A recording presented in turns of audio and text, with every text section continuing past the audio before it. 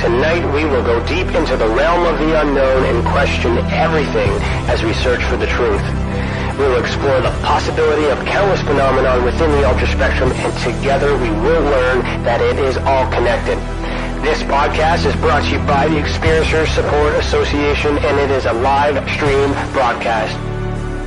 If you have a question, send me a super chat or become a YouTube member. This podcast is brought to you by the Experiencers Support Association. Take a seat, relax, get ready, and welcome to Beyond the TinFoil Hat.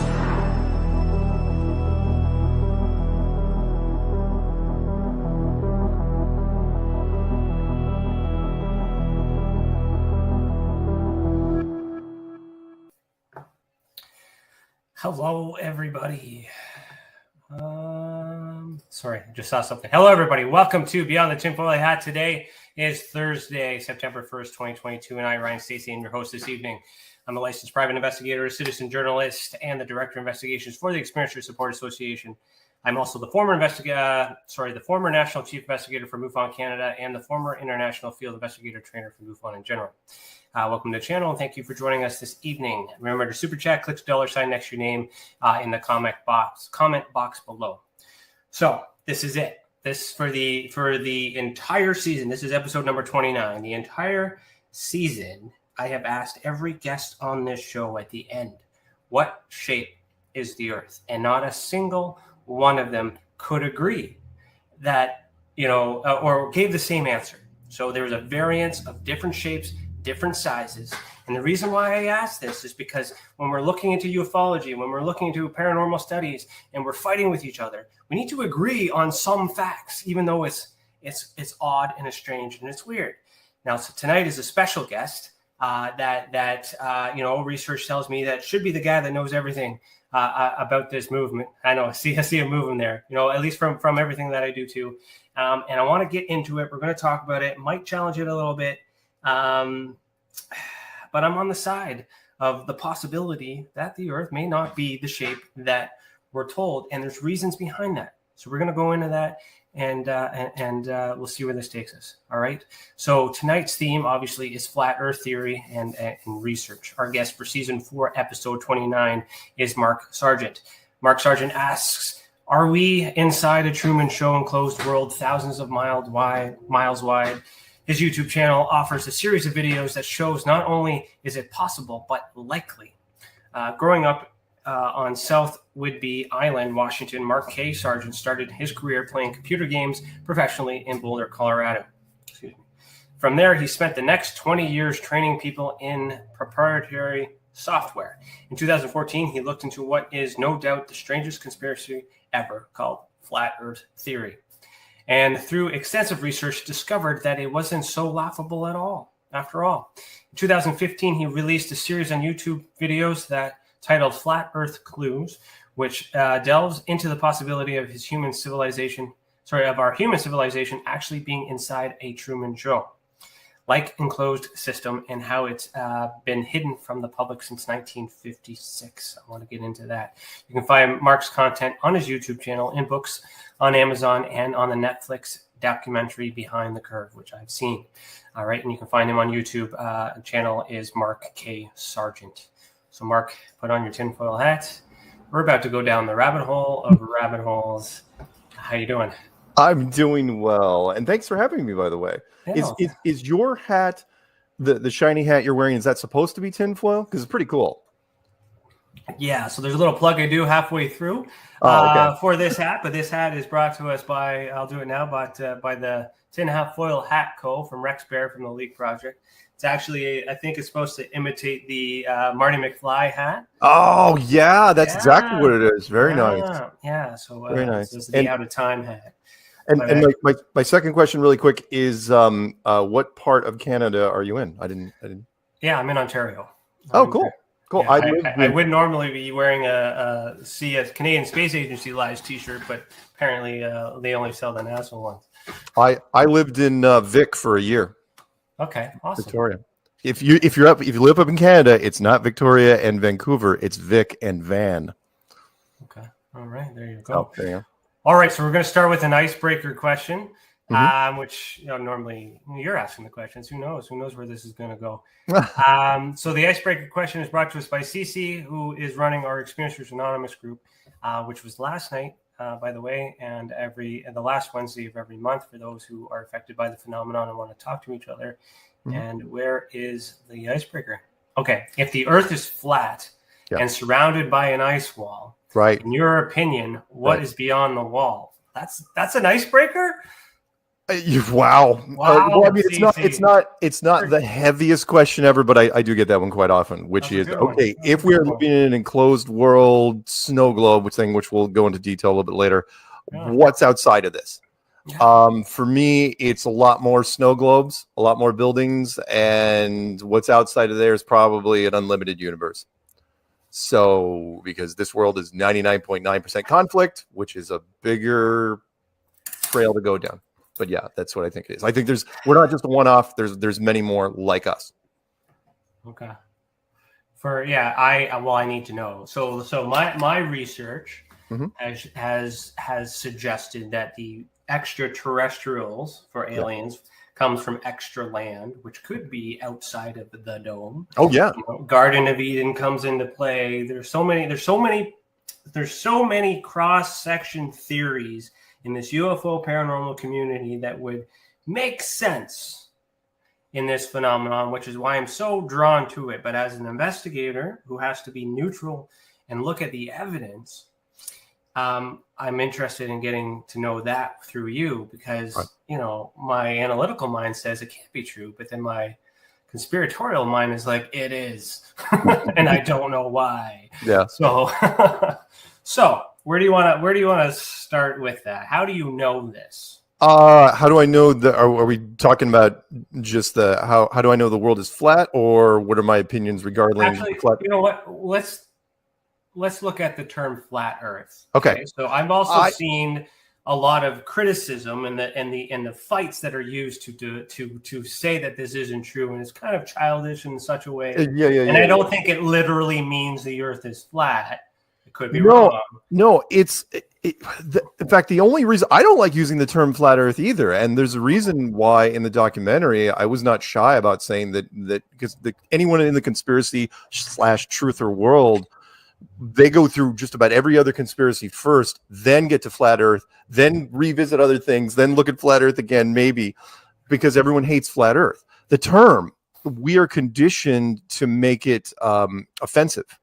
It is the only conspiracy we debunk to children, which is like I can't speak for Canada, but in the corner of American classrooms, you have the American flag sitting up there, and that sits there for 12 years until you graduate. And then below it, you have a globe. It's been sitting there. And seriously, at the end of those 12 years, there are people that join the military partially based on the fact they've been staring at that flag for 12 years. And the globe down below them, it's like, oh yeah, same thing. I live there. Flag, I live there. Globe, I live there. So when I say flat, I mean, I can't use, again, I'm not trying to, your audience, I'm sure, is wonderfully enlightened and very intelligent and all that. But there's a lot of people in this world that are mouth-breathing troglodytes. They just are. They're just really, really dumb. And the United States, we're way up there when it comes to that. When we get out of school, we don't know anything about geology or microbiology or physics or engineering. We're lucky if we can drive. Seriously, you have to go to university to gain some skills. High school, it's nothing. So when I say flat Earth, that is the simplest term I can use for people, meaning you have to start somewhere. You have to start on the ground. Now, around it, of course, I say enclosed world. You're not just living on a space which is 99.9% flat, accounting for valleys and hills and stuff like that. You're living in a building. A terrarium, a planetarium, depending on how old you are, a Hollywood backlot. You are living in a soundstage with walls and a floor and a ceiling that are so big and were so well hidden that our best and brightest didn't figure it out till almost 1960. And because we just didn't have the tech to see it. So you're living in, let's say it's a building. We'll square it off. And inside that building is a giant saltwater pond. And in that giant saltwater pond is a bunch of islands, which we call continents. And that's where you are. Above you, everything you see in the sky, we know the ground pretty well. But above us, every light you see on the ceiling that's just it. The stars, the planets, the sun, the moon, they're all just varying degrees of lights on the ceiling, no different than a planetarium. That's where you are. And as far as the one of the follow-up questions, I know you can stop me because I do ramble, but I've done this for 7 years now, which is, it's like, okay, what's below flat Earth? It's like, tell me. Science is the deepest hole ever drilled is less than 8 miles or 12 kilometers. So wherever we are is not very thick, or whatever it is very well constructed, and we can't get out of it. Let me segue really quick over to your UFO thing, because I know you brought it up, which is, are there other buildings out there? Sure. Are there beings out there that are flying around that aren't us? Yeah, I've seen them. Go out with night vision binoculars. You can see them all the time. All the time. They're there. The big question is, are they in here with us, or are they allowed to travel between realms? I don't know, because whatever they're doing, the rules there seems to be protocols in place, meaning one of the oldest UFO arguments in the book is, why hasn't a UFO, big giant spaceship, landed in the middle of Kansas, and gotten out and taken some selfies and signed some autographs? Well, I think there's protocols. Anyway, sorry, that's my opening rant. No, it's just, it's interesting, because like what we understand is that the possibility of these crafts being transmedium, so being able to transfer between, different, well, I guess water and air, but I mean, they could be interdimensional. So if that dimension is outside the firmament, outside the wall, right, or the dome, or whatever that is, then it has to be possible too. And this theory drives me nuts, not because of the idea, but because the associating facts that kind of go along with it, that makes it possible, highly probable. Right. But still yet can't be confirmed, because I'm not an astronaut. Don't go to space, but there's restrictions. We can only go so far. And things like that too, to not let us know for sure. They have protected the powers that be. Let's say the powers that be, I call them the authority. If you want to call them the order, or the world order, or whatever, when they decided to protect this thing in 1960. First off, I want to state for the audience, we had nothing to do with the construction of this place at all. Our civilization had nothing to do with it. Neither did any of the other previous civilizations. There are remnants of other civilizations around this world that also didn't have anything to do with it. Remember, our own broken civilization only goes back, 5,000 years? And then come on, you've got the sunken cities off of Japan, sunken cities off of India, the real pyramids, the Bosnian pyramids, the Mexican pyramids, Puma Punku, Machu Picchu, Bimini Road. It goes on and on and on and on. So we didn't have anything to do with the building of this place. And I forgot the initial statement I was going to make. Oh crap! I went off into the weeds. I don't think I can bring it back right away. Crap! I was saying that's highly probable, based on other conflicting theories and associated facts, that it may be possible. I'm trying to. Yeah. Are there other things in here with us? Oh, I'm sorry. That's what it was. So they can't be proven. That's what it was. Oh, thank God. Okay. So what I mean was, the powers that be, the authority, protected the bare essentials that they needed to do to protect this place, meaning they sealed off Antarctica and they sealed off the upper edge. And that's exactly what you want to do. And they did it simultaneously. People, again, the Antarctic Treaty was put into place in 1959, and the Van Allen belts were announced in 1959. Coincidence that exactly what you would want to and what you would need to do to protect the integrity of the secrecy of this place, you did simultaneously? Sure. You militarize space, and then you put a big fence that says go away in Antarctica. The Antarctic Treaty, which was one of the keys for me getting into it, says that no corporation can set up shop in Antarctica ever. It's the only surrounded. Right. I'm sorry. Yeah, let's talk about that real fast, which is Antarctica means that if we're in a building, one of the continents can't look the same as the others. So the maps, every map that you see, even if it's on the AE map, the flat Earth map, most of the continents, roughly, you can recognize them. Even Australia looks like Australia. But Antarctica doesn't look like Antarctica. Antarctica on the flat Earth map is this giant continent that surrounds the entire thing. No matter which way you go, if you can bypass GPS, you're going to run into Antarctica. And Antarctica is not the beginning of it's not the edge, right? You know, people confuse it. I get that question. It's like, what about the cosmic waterfall in Asgard? It's like, it's not Asgard. It's not Asgard. It's not Thor. The Thor movies did us no favors whatsoever. The coastline of Antarctica is just the beginning of a much, much bigger continent. The United States Navy tried for 30 years, flew around with ever increasing levels of planes for 30 years until finally in the mid-1950s, that's when they figured it out. And that's when they started sealing the place off, which makes total sense, which is what I would do. And you're probably saying, why would you seal off Antarctica? Okay, think about this. You eventually, let's say, okay, you're going to let the oil companies come in there, right? Well, they're going to have the best planes, the best helicopters. What happens if a plane goes off course and goes where it shouldn't? All right. When you have that meeting, you have to come up with the rules for this. It's like, well, we're going to have to tie that loose end. Oh, you mean make sure they disappear? Well, how many times? How many times do we do that? And then finally, some guy at the end of the table, you know, those big long Illuminati tables where it's dark and everyone's smoking. The guy says, you know what? Just lock it down. It's not worth it. And, you know, it doesn't matter if there's $1 trillion worth of assets there. Does not matter. The hassle would be too great. And so Antarctica was locked down. And it's, you know, there's like 5,000 people at any given time in Antarctica. They're all military scientists.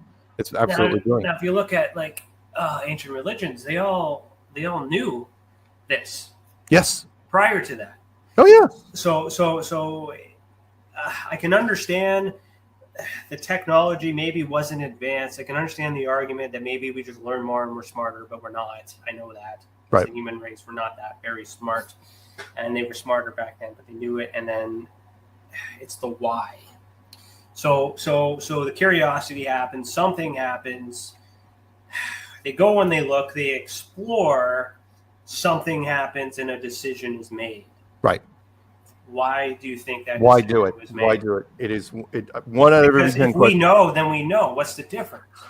Yeah, 1 out of every 10 questions I get is that question, which is why hide it? Why not just tell people? It's like, well, you got to know something about the rules of power, which is one of the highest rules of power is never give it up, ever, unless you absolutely have to. And it's like, what do you mean?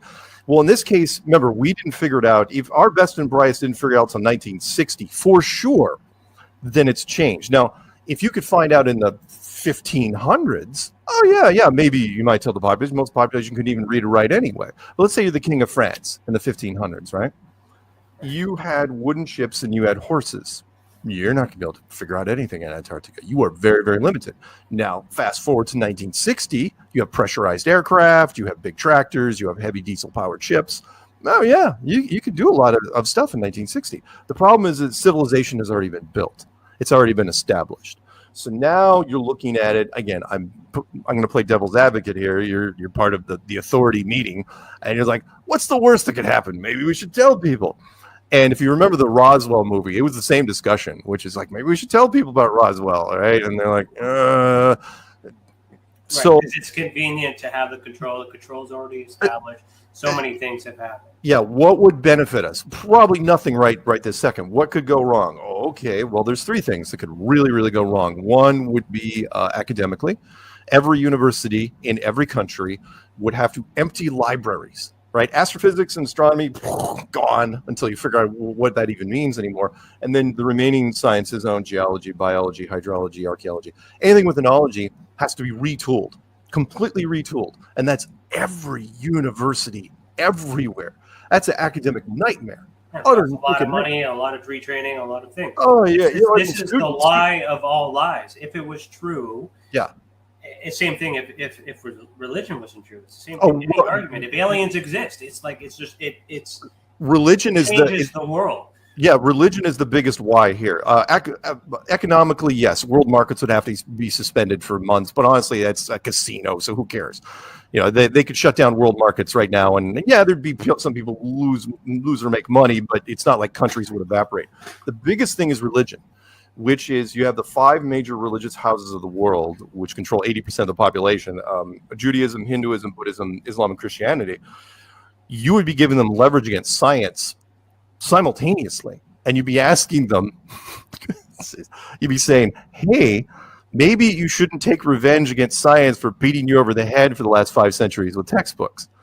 And it would be they wouldn't. Oh my God, science would have a very tough time recovering, because religion would be like, okay, so you've been wrong about a really, really big thing. You know what? Let's revisit some of your old stuff, like, I don't know, the Big Bang Theory, carbon. What else were you wrong about? Yeah, evolution, dark matter. It would never end, because again, if you were wrong about this, you would be wrong. And it's not like the old one where I mentioned quite fondly. Cryptozoology, when science would laugh at every species that they hadn't found yet. People don't understand that, like the giant panda, before they forgot it, was laughed at by all scientists, and the giant squid, and the giant anaconda, and the coelacanth fish, and it's like, but then they discover it, and science is an apology. It's like, oh no, apparently it's a real thing, so we're just going to classify it. So no, it was a big deal. You don't. So anyway, 1960. All those things are thrown around, and then finally somebody at the end of the table, it's always one guy at the end, who goes, yeah, so we're gonna put a pin in this, and we'll get back to it much later, because again, you have to figure out when the public is ready. And I think we've been kind of allowed to talk about this recently over the last few years. It's not like we overtook the internet. They've allowed us through the algorithms to happen. And it's how you've fact check the science. So science is theory, science is opinion, and science is also taught to us in many different ways, but it's based on what we were told, that was assumed or perhaps discovered or whatever. So like when that education starts, the people that are doing the work believe in the work because it's what they were told. But if what they were told was a lie from the beginning, that's where the anger gets in. That's when they start getting mad. And what I've learned when I ask this question at the end of all my show is try to see, like, with all how confident everybody is, this is the one thing we as a civilization should be absolutely fucking certain of. Oh yeah. And most people do not say that it's a globed earth. They question it and they pause, and I try to figure out why. You should be confident in that. And that's changed over the last 7 years. Beforehand, going back, there's a wonderful quote I use going back all the way to I think it was 1946. George Orwell, the creator of 1984, when he said he wasn't a flat earther, but he was picking on science, and he said, when you walk down the street and you ask somebody, how do you know it's a globe, right? It's an automatic knee-jerk response. It's like, what are you talking about? We know. It is known, right? It's a given, right? And then you press them, you say, really? How do you know? How do you know? How do you know? And then they start getting angry.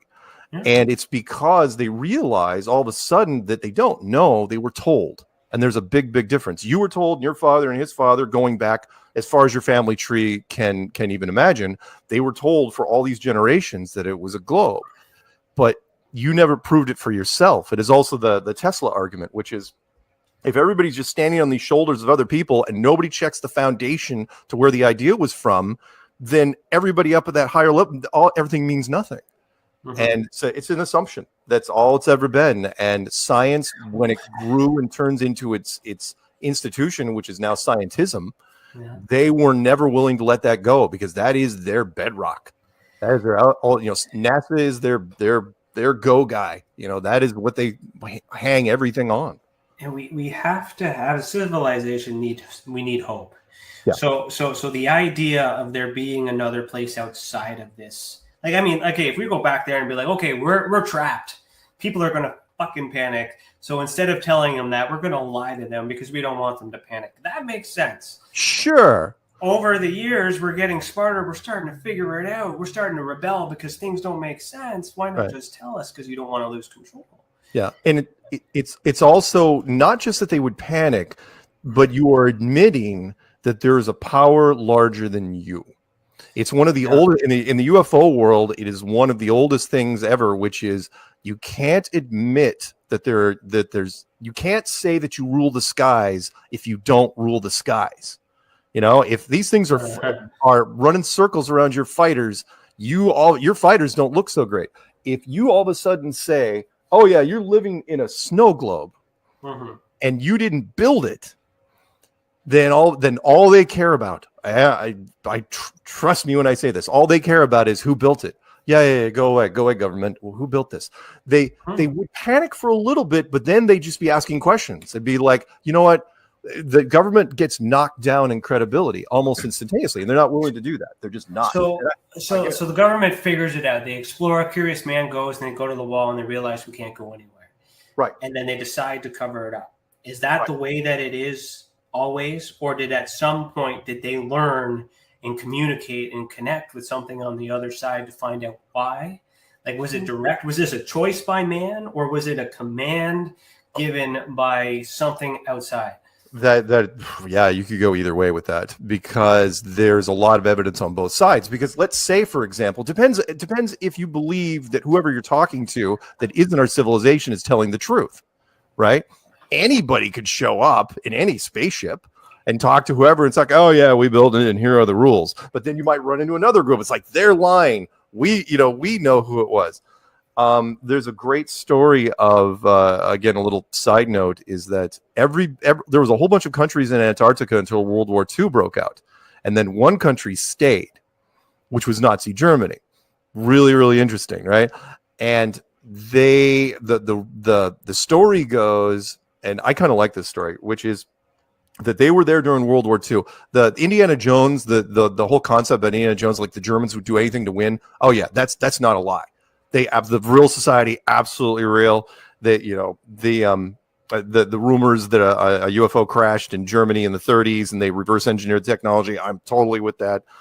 But if there was an Ark of the Covenant and they knew what it was, they were going after it. If Harry Potter's wand was around, they're going after it. Ring of Power from Lord of the Rings, they're going after that too. Anything. So if there was something in Antarctica, they were going for. So after World War II, the United States, sends a carrier fleet down to called Operation High Jump, and they, to supposedly root out the last of the Nazi bases.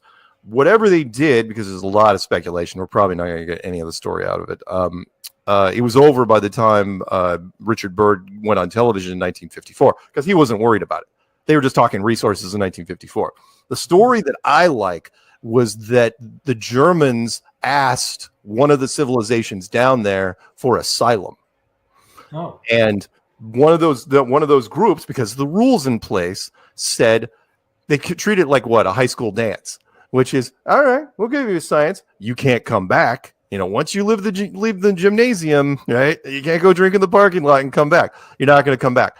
And that was it. The rest of the Germans went to South America or whatever. But whatever happened in Antarctica, which is close to the wall too. It's a place that you can't travel to as well. There's no tours in South America to get to Antarctica that I understand. Oh yeah, no. Antarctica is just screams go away. I mean, people understand that it's snowy and icy and horrible, but they don't understand how bad it really is. I mean, there's no animal life. Penguins don't count on the coastline.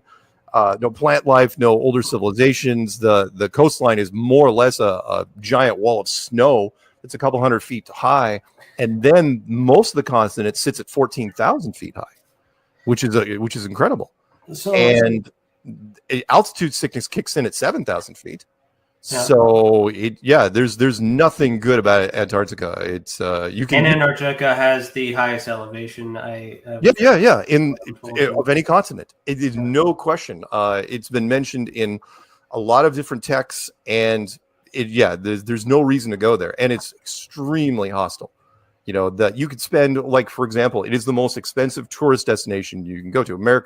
Canadian dollars, I think it's we'll say 19,000 roughly. Yeah, which is like $2 American. Yeah, 19 grand Canadian to go down there. And what are you doing? You're basically freezing your butt off and then taking pictures in a raft, on the water or next to a couple of penguins.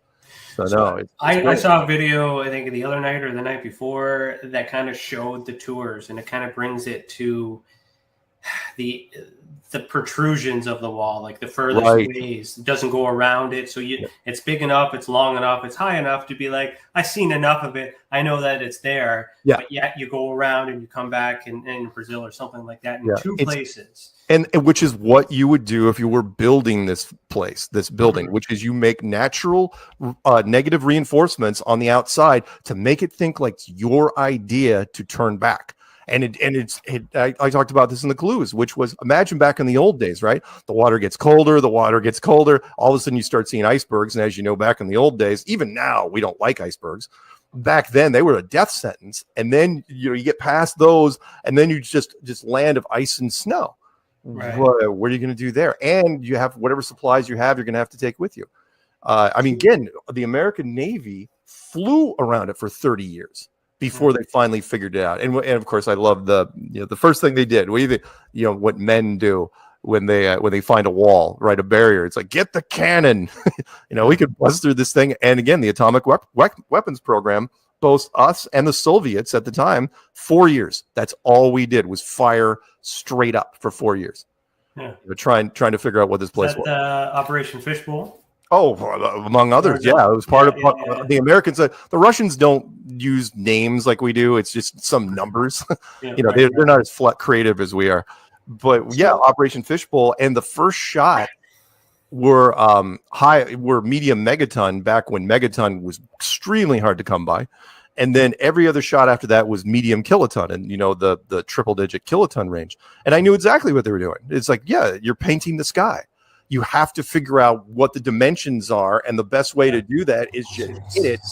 And it's like, okay, use your trigonometry and say, okay, yeah, all right. And because once you create the space program, you have to know how high up your rockets are going before you have to make them go sideways. Yeah. And that's brilliant. And then again, you militarize space so that the private sector doesn't get involved in space until the last minute. And it worked. Because again, sorry, go ahead.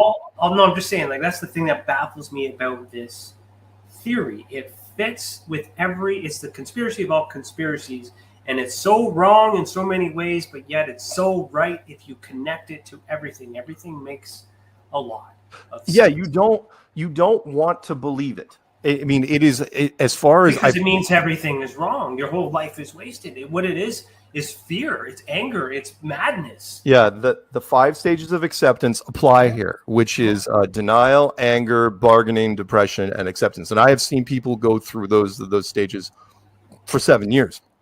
And why not? If you're telling somebody, this is a big deal. This isn't like a conspiracy that you can bury in the desert. This isn't like a presidential assassination, right?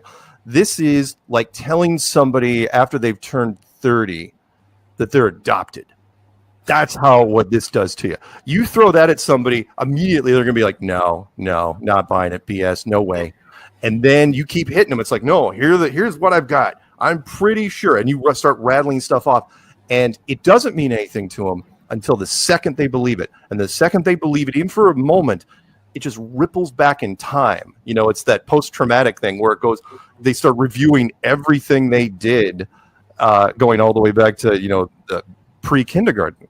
And they don't know what to do with it. And it's kind of, and I don't want to overuse the Matrix too much, but it is, the line from the Matrix, very similar, which is, we only free minds after a certain age because of what might happen. Neo lost it. Just freaking lost it. He blacked out. He almost had a stroke. Well, when I lost it, when I got to that point where I was starting to accept the possibility, that was a dark time. I was in the lights were off, I was wearing a hood, I was just thinking to myself, this is fucked. But then once you go flat, you don't go back. And then, but at the same time, in my career, I have to be neutral. I have to look at the evidence, and the evidence on this side is no further to being confirmed than the evidence on the other side. So both cannot be proven, at least by myself, because I can't go to space to see it. So I need to try to, look at the facts as it's been presented to me, and then look outside and look at things and be like, well, why go through the effort? That makes sense. That seems that, but what does that mean? It's flat. And then you look at the insults where people think it's just like a pancake, like a piece of that. I get that. That's just childish insults. It's within it. It could still be a globe. It could still be a whole bunch of things. It could be inside something else. So all these things could exist. Yeah. I have a map over here. I have 3 maps over here that can't really be seen, but there's the Gleason's map over on this side here. And that's the other thing too, is when I'm doing my work and triangulating things, that was the seller for me, especially in ufology, is understanding patterns, didn't work on the map that I had, the globe map. But Right. then working with the same stuff on the flat map made sense, connected all the dots, everything else like that. I was like, this is the map I need to work with. Yeah. But understanding that could still be a polarized view of a globe, right? But, you know, all those other things. But I have a map here. It's a Spanish map. Forget the year that it came out with. You probably know what it is. But it has the ice wall, but there's no ice. Right. It's all got animals. It's got mermaids. It's got cryptids. It's got all the monsters. So what's that? You know, do you know? Well, yeah, that was Cece's question down below. It's like, what if Antarctica melts? Well, yeah, no, there's land under there. It's not like just some mysterious giant iceberg. No. There's land underneath there. And at some point, I think probably during one of the early iterations of this place, it ddn't have snow. You know, if you go back to, I don't want to necessarily go into biblical stuff, but there was a wonderful thing. I think it was the book of Jasher that Enoch was walked off the earth. There was a land bridge, like I think with the bottom part of South America that connected to Antarctica. Yeah. And when he got there, the quote was, there was just ice and snow and more ice and more snow. And I thought that's really interesting because, as you know, most of your Middle Eastern stories don't really touch on snow. It's pretty hot and deserty and camels and stuff like that. But oh, and by the way, I got to mention this real quick, which is the Gleason's map. You know, we covered it for the first 3 years. We've kind of glossed over it since, which is the flat Earth map is the UN flag. Yeah. People forget that. It's like when you look at the UN flag, it's identical to most of the flat Earth maps that are used out there. And the only thing that's missing on the UN flag, out of sight, out of mind, is Antarctica. A giant continent, not on the UN flag. Why not? Why isn't it? Instead, you've got this big spiky wreath that almost surrounds the entire thing. Why would you have that? You hide it in plain sight. It's brilliant. And yet the UN flag is completely legitimate, and the flat Earth map is entirely crazy. It's like, okay, that's fine. So then there's the center. So Hyperborea, you familiar with that? Oh yeah. What is that connected? Is that a thing, or is that something? Because there's also something else I'm curious about too. Let me just back up a little bit. Mm-hmm. In ufology and paranormal studies, there's good science, there's bad science, there's everything in between. There's some theories that make sense, some theories that don't make sense. Right. Even though it's all theories within the same spectrum, it all could be possible, but there's rational theories and there's irrational theories. Right. Applying that to the flat Earth theory. Are there some flat Earth theories for those who believe that the Earth is flat that aren't actually true? You mean like subsets inside the flat Earth thing? Do we have? No, yeah, you bet. So that's what I mean with Hyperborea being. Is that associated? There's Tartaria. There's mudslides. There's the dome. Well, let's start with the big one, which is dome versus no dome. 70 to 75% of flat earthers believe in a dome, and the other 25-30% don't believe in the dome. And most of the people that don't believe in the dome, it's just because they don't like the thought of being enclosed. You know, it's like, man, you're fencing me in. You're being all but you can't go there anyways. But it's the thought. Yeah, it's the thought of it. And and I get it, which is what was, I think, part of the rationalization. I was worried that when people figured out that they, instead of this giant, vast universe, you're living in a big studio apartment, that there were some people who are just going to freak out. Yeah. But apparently that was a release valve, which is like, no, it's still flat, but there's no dome. It's like, yeah, but then you still have to deal with the physics of no dome, the whole vacuum versus the atmosphere and, that whole thing. But they're perfectly happy with it. I mean, at the end of the day, which is why I mentioned like the Scottish Highlands, which is like, flat earthers. I've gone to a bunch of conventions and meetups. Oh yeah, we'll debate pretty, not necessarily heatedly, but calmly what we disagree with. But at the end of the day, it's like, well, at least we all can agree it's not a globe, which is why the community just grew and grew and grew and grew. Oh, you can have your own thing. The North Pole, the Hyperborea, or is the giant magnetic mountain that's at the North Pole. Some people believe in it. I couldn't give you percentages. Some people don't. But everyone agrees. Oh yeah, it could be a possibility. All I can tell people is like, look, Admiral Byrd in 1926 went to the North Pole, and whatever he found there was significant enough and matched up the ancient maps that I'm sure the government and the Vatican and other people had. And it's like, oh crap. Well, if the North Pole thing is there, we gotta check the outer thing. And that, because I would have thought if he would have found something, the secret, Admiral Byrd diary, he went to the center of the earth and met the king of the world and all that, that he would have stayed. He would have kept running missions. Like, no, immediately they sent him to Antarctica, immediately. And they left him there for 30 years until he died. And he didn't die in Antarctica. He died of a heart attack back in his home. But I think that's because he was way too open in his press conferences. He was letting things slip, which was, again, you remember the thing he did on Longines Chronoscope, where he was saying, like, the little thing he said, like, oh, yeah, there's a mountain range made out of coal, and there's oil, and there's gas, and there's uranium. Well, I probably shouldn't have said that. It's like, dude, you're on television. And the military's going, okay, all right, this is his last tour. Yep, kill him. Yep. We can't just start talking, because if he's going to slip there, eventually he's going to slip about something else.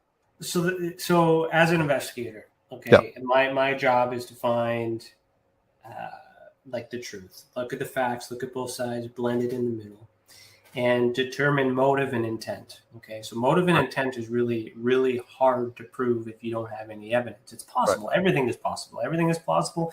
It's likely. We don't know. We look at the facts. Who cares? Move on. But the intent and the motive is what gets the conviction. So my approach has always been like, if this is true, right? Why? We already kind of covered that. But then, what's our purpose? Okay. So they know that. Why are we we're needed? So this kind of gets that Garden of Eden feeling. Like, yeah, let's do the first part first.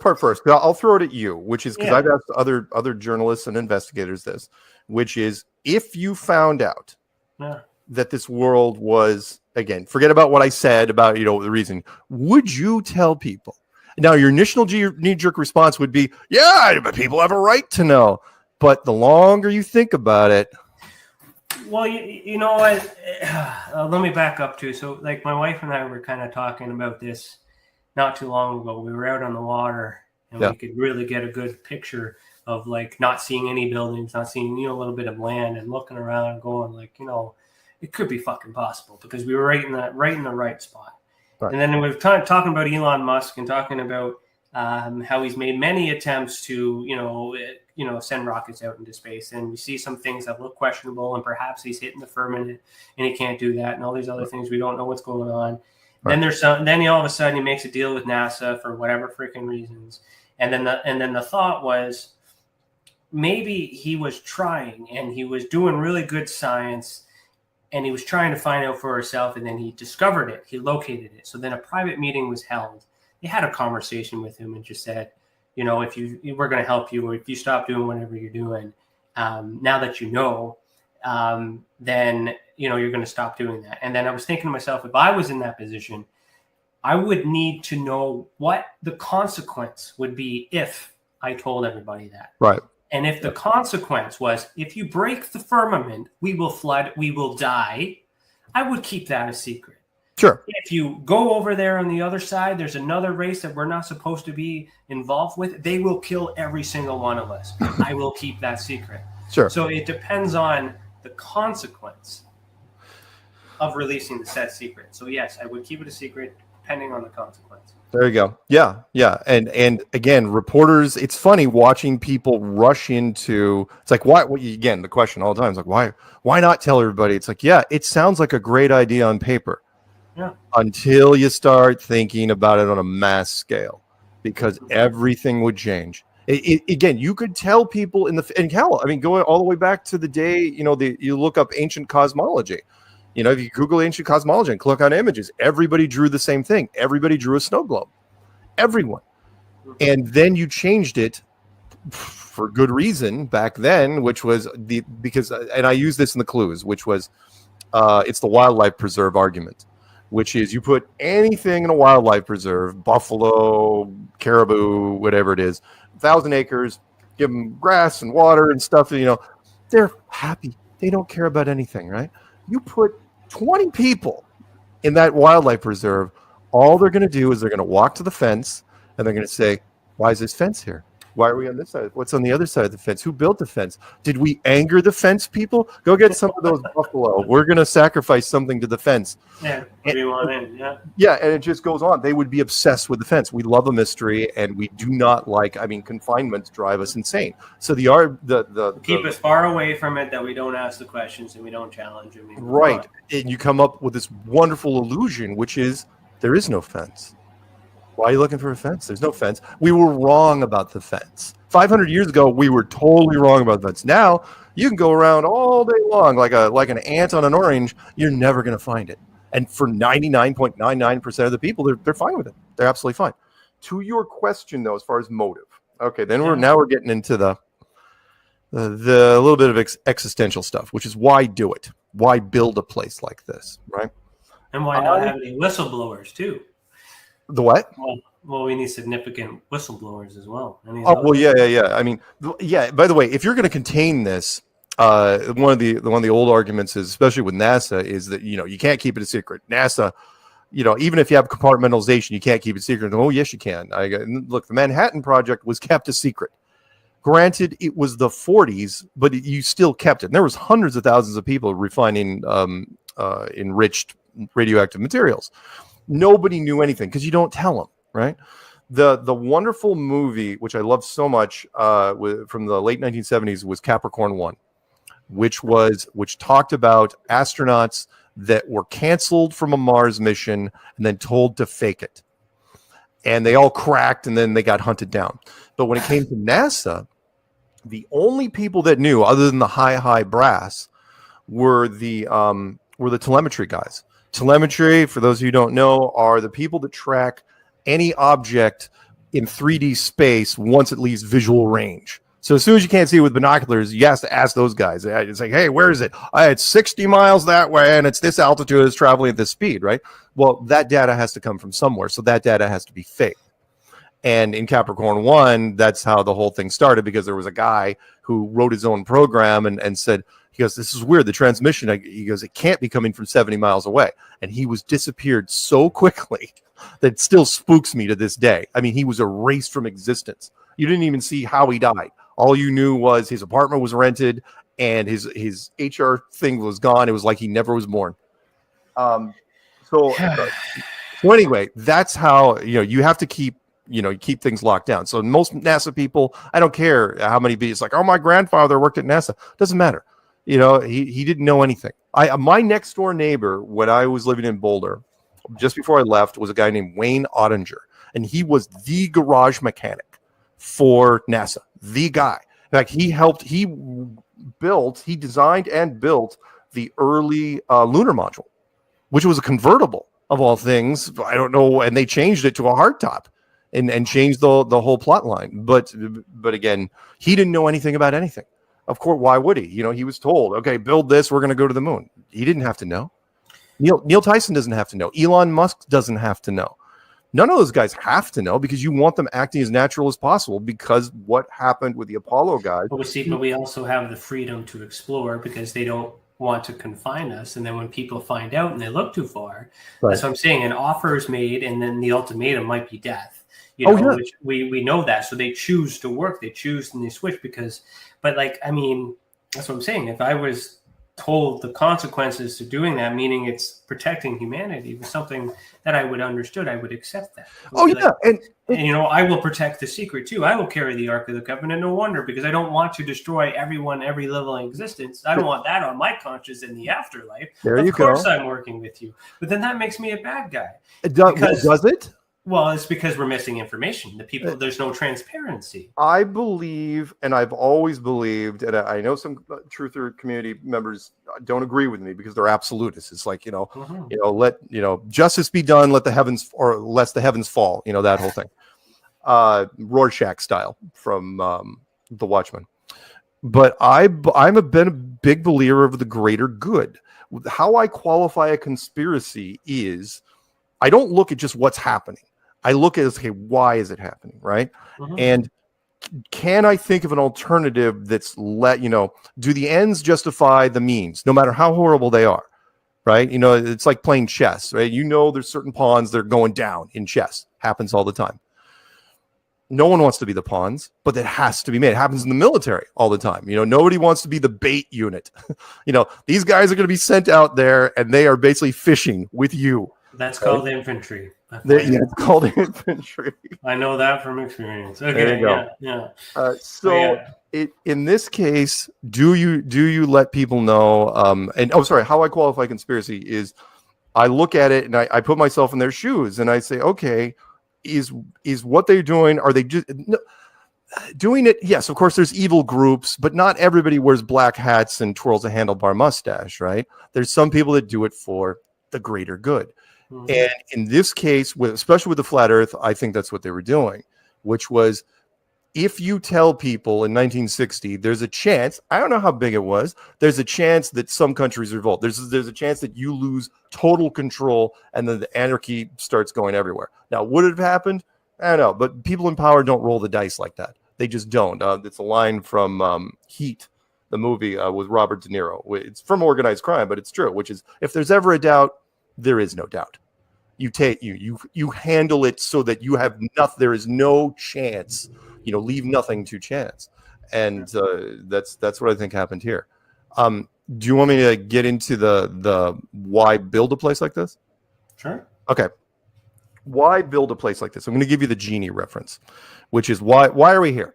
Right. Let's get into it. Meaning of life. Here we go. Well, yeah. So that's the thing, because our understanding is that we work, we slave, we do things, we pay things, we get things, yep. We pay taxes pay for all these things, and they do all these things to keep what? The secret? Or are we funding something else for the other side that is telling us to do all this or else? Well, there's that level, of course. Yeah. I mean, of course, people in power, people in governments are going to use the population the way they see fit. No one's going to know exactly for sure. I mean, the argument I throw at people is, if you ask anybody in the truth community what their top 20 secret societies are in order of importance, right? You're never going to get the same list. Ever. I don't care. I mean, you say, the Illuminati or the Bilderbergs or the Rothschilds or the Council of Foreign Relations or the Trilaterals or the Vatican or some Jewish cabal or the Masons. It just goes on and on and on and on, right? It's like, who runs it? Who's it? It's like, well, they're all intertwined at a certain level. If I had to take a bet, I'd say somewhere in the Vatican, but even they're not an absolute. I think it's a delicate, balanced game. Are there other civilizations on top of that? Older civilization? Yeah, maybe. I mean, people have been talking about lizard people forever. By the way, I love the fact that people that say that the entire British royal family is made out of lizards, and yet they'll be like, yeah, what about flat earth? And they're going, get the hell out of here. I'm going, what? What happened to the lizard people? You don't believe in flat earth? Yeah, so I always say to the ufologists that challenge flat earthers to be like, if you ask, well, we'll get into this afterwards, but the moon landing, if you want to, they also believe that the moon landing, some of them, moon landing is hoax and all that other stuff, which I want to get into in the second half. Sure. But, flat earth spends a lot of research trying to, use that same argument to show there's a lie, So let's back up then. Let's go into that. Which is the flat earth community attacks NASA on a regular basis for obvious reasons, because just about everybody let's get the straight up. The UFO community attacks NASA on a regular basis because they think they're hiding and cutting the feed and doing all that, but yet a ufologist talking to a flat earther is like, I don't want to fucking talk to you. So and I get that same experience with paranormal community. If I talk UFOs and paranormal, they're like, oh my God, I love it. But if I go to a UFO conference and talk paranormal, they boo me off the stage. It's the same thing. It's just there's this ego, this personality, but it's the same shit. You're both attacking or investigating or questioning the same source that's giving us information. Right. Hollywood, if you yeah, I give credit where credit is due, and the UFO community did most of the groundwork for us in terms of attacking NASA way before we've only been doing this since 2015. Almost immediately after the Apollo 17 in 1972, the early UFO community was attacking, and of course, why wouldn't they? The nerds of this world. And I'm not picking when I say that, the nerds of this world dissect everything that is in media. And when they saw what was coming out of NASA, they started seeing inconsistencies. And this is different from, say, I mean, it's the same technique of all the websites that came out much, much later, like moviemistakes.com, right? Yeah. Which is like, if there's anything that happens, because movies are shot out of sequence for budgetary concerns, and so things happen that are completely inconsistent. It's like that coffee cup moved from there to there, and the character didn't move it, right? Or the big things, you know, all it takes is the weakest link, like the very first print of Lord of the Rings, which was released in theaters. When they were leaving the Shire, there was a white car driving off in the corner of the frame, and nobody caught it. I mean, they went through all the editing and finally got to theaters, and all it takes is, again, one nerd in his underwear going, hey, what's that car doing there? Everybody else was watching The Hobbits, right? Yeah. So when the UFO community started looking at NASA images, of course they saw all the inconsistencies and things that didn't make sense. But their audience was so limited. You had to go to a UFO convention, you've set up a table, and people are looking at, and you know, and space bubbles. Yeah, I like that one. Space bubbles, and I mean, there's so many things, but that was our framework. That was the early stuff, just our stepping stone. And then we started going into all the archives that nobody even cared about, like all the 80s footage that nobody even watched, all the early space shuttle footage, and started destroying NASA because everybody gets into flat Earth, tries to debunk flat Earth first. You know, everybody hates it. And in that process of trying to debunk flat Earth, you will absolutely instinctively lean on NASA. You have to. That's who you go to. Well, NASA will. And so I went that way too. I'm like, okay, this is a science. This is reputable. It's the government. A lot of money. It's been around since the 60s. Canadian Space Agency came out in the 90s, but Canada used NASA for, you know, the 30 years before they created their own. So they could be in on it, but you know, that's a whole other different thing. Canada. Right. Gives info to the states, so we solve the states' problem. Canada has solutions. That's just But the thing is all this stuff happens a lot of time. Like in order to lie, a lot of people have to be in on it, and like a lot goes into a lie. Right. So like this is, and for it to be absolutely true, so I believe it. Yes, the money. Yes, the science. These guys are smarter than me. I didn't go to school for this stuff. That's a fact. Right. Here's the information. I don't know these things. These people might know things that I don't know. I don't know how to build a telescope. I don't know how to do all these other things. So let's give them credit for that. Right. Let me see this $1 million technology. Let me see these images. And it looks like fucking CGI. Oh, yeah. And that's the thing that bothers me. It's like the moon still looks gray in pictures. Right. When we look at the moon, we can see that it's yellow. We can see, you know, that there's different colors, like, you know, plasma moon, whenever you want to get into all those other theories. You know, I trust my eyes, you know, and I know making some of these videos and stuff as our intro, and you'll see in the commercial break, you know, I do graphic design. I do all these other things. I know how to make this shit out of nothing, and it looks like it. So something is being covered up. I believe that. Does that mean they're protecting us from the Earth being a different shape? I don't know, but it's all of the above. Yeah. The space, it is, for me, I was always a big believer. I'm older, and when I heard the early stuff from the UFO community, which was, it's like, oh well, you know, they're faking the moon landings because there's a secret space program, or they're faking it because there's UFOs in the moon, and I got the whole, or you're just faking it, period, just for like America, rah rah, wave the flag. Oh look, here we are, the only people to ever be on the moon, right? And it was okay. It was a pretty good reason. It satisfied me. But then I got into flat Earth, and then the whole thing opened up because, like, oh, I get it now. It's not that you wanted to fake the moon missions; you had to. When did the United Nations form? 1947. Cece could probably look that up. Yeah. I can look it over. Just a thought that come in, associating facts, as I'm just thinking, like, I lost the fucking thought. What, 40s when they did the flag? Well, so they film it, okay? If it is fake, right? There's other space races, because it was a space race. There's other people trying to get on the moon. So why doesn't Russia, for an example, rat out the United States? Mutually assured destruction, believe it or not, even though that's a term we use for something else. because that's why I was thinking United Nations, but they're not part of the nations. They're not even part of NATO. No, probably separate Tartary and all that other stuff too. So why not? The Russians, for the most part, want to leave well enough alone. They're extreme. Well, back then it was the Soviet Union, but they are an extremely stable group. Again, not the most creative bunch in the world, but extremely stable. It's like, let's just keep doing what we're doing, be self-sufficient if possible, and not rattle anybody. Now, they were part of the space race, yes, and they were also part of the Antarctic discovery, not just before then. So what I think happened was, again, everything was in flux.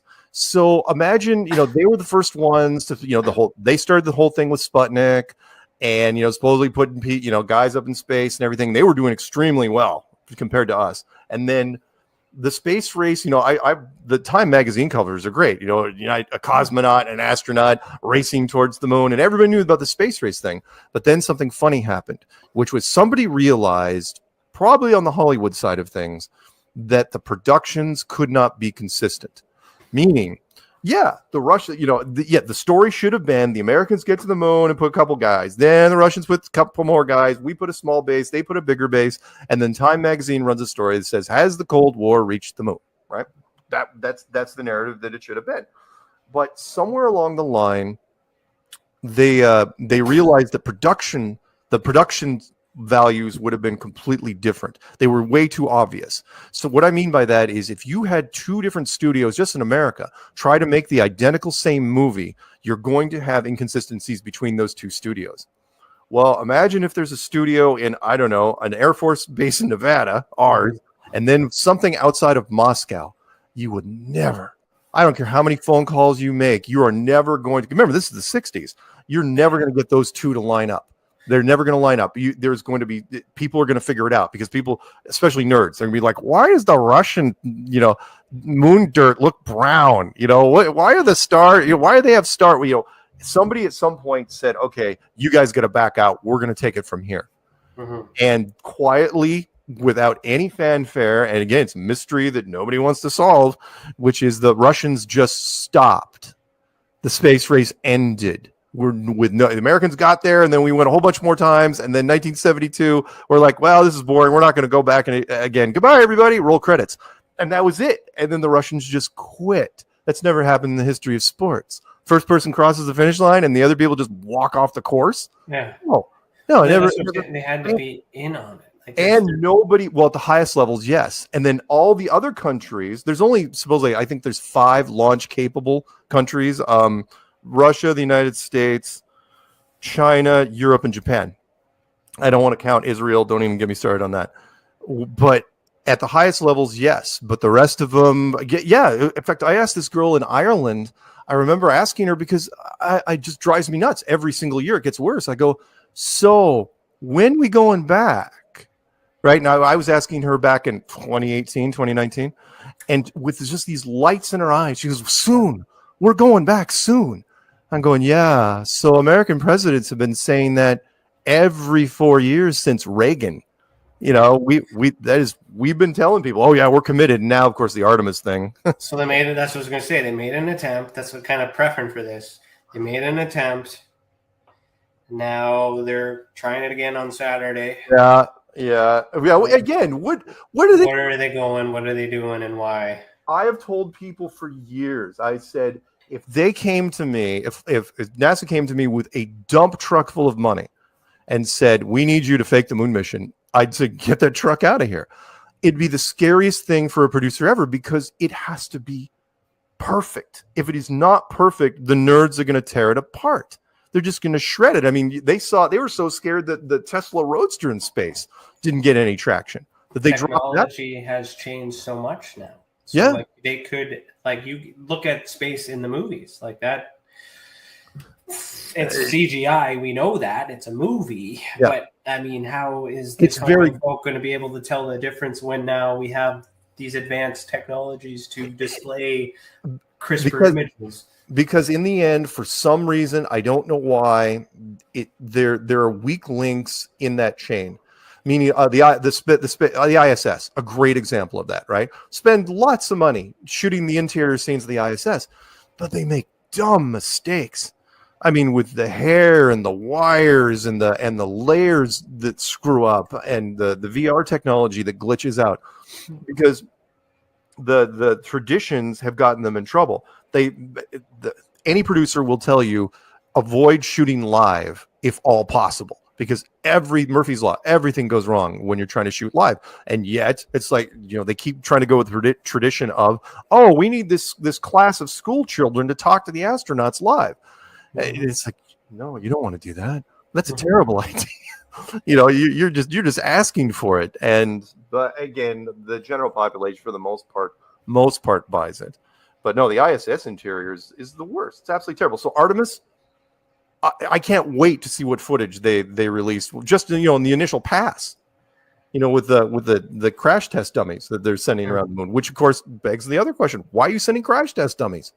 You've already done this flawlessly back 50 years ago. What are you doing? And there's a lot of money, there's a lot of tech, there's new technology, it's bigger, better, allegedly, through all of these things, right? Like, I mean, like, for people who believe it, there's a lot of hope that they're going to go back to it. So if that first one was a fake one, and if everything we talked about is true, why are they doing this again now?